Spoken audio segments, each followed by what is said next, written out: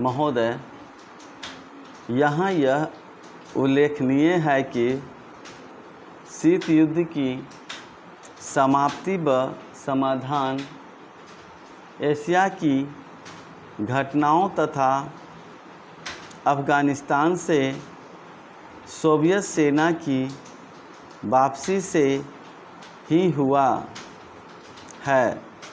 अफ़गानिस्तान में लंबे अरसे तक चला युद्ध सोवियत संघ के अस्तित्व के लिए कष्टदायी और मुश्किल हो गया। इस भयावह युद्ध से सोवियत सेनाओं की वापसी से अनेक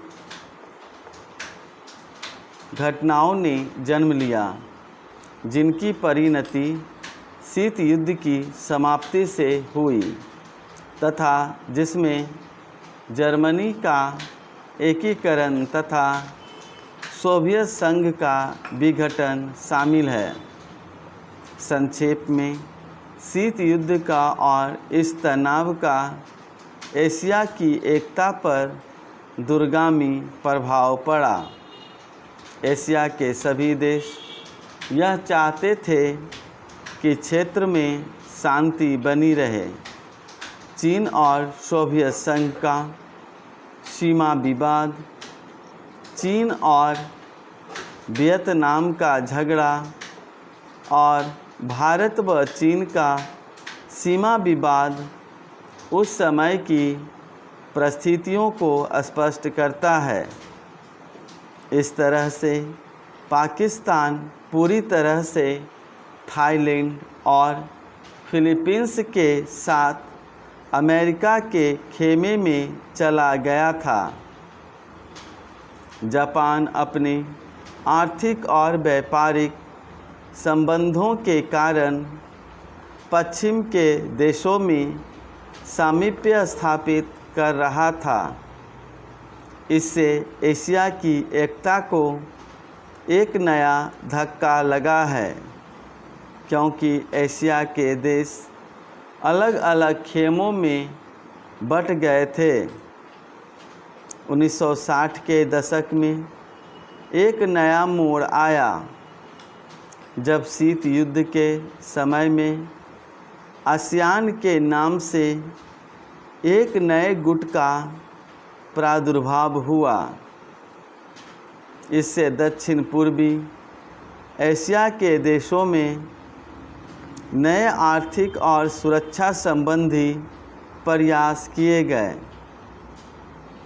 इन देशों में सांस्कृतिक एकरूपता की वजह से भी एक नए गुट ने जन्म लिया। लेकिन यह कहना कठिन होगा कि इन दक्षिण पूर्वी एशियाई देशों से समूचे एशिया की पहचान या एकता बनाने में सहायता मिली है या उससे धक्का लगा है, क्योंकि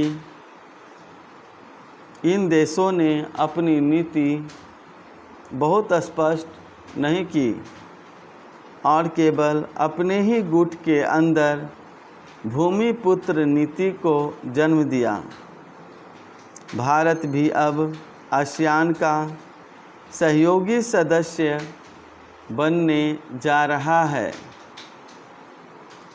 भारत की पहल से दक्षिण एशियाई सहयोग संगठन की स्थापना सन 1985 में की गई, जिसके फलस्वरूप पड़ोसी देशों के आपसी सहयोग के लिए नया वातावरण तैयार हुआ।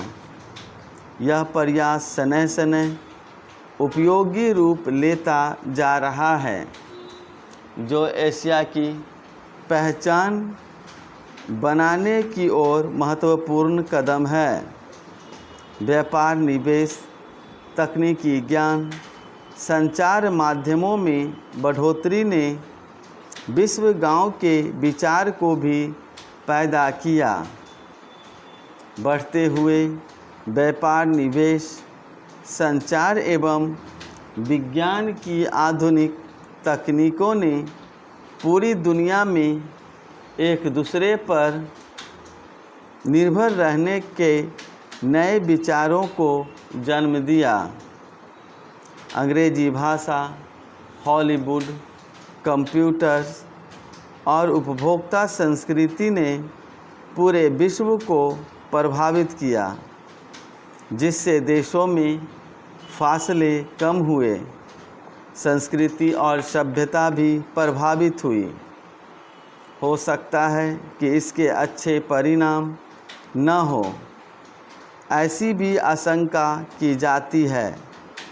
उदाहरणतः जापान दूसरे महायुद्ध तक अपनी संस्कृति और सभ्यता व संयुक्त परिवार जैसी आधारभूत सामाजिक मान्यताओं को केवल अपनाए हुए नहीं था, बल्कि उससे चिपटा हुआ था। लेकिन जापान जैसे सभ्यता वाले देश भी यूरोप के प्रभाव से बच नहीं सके।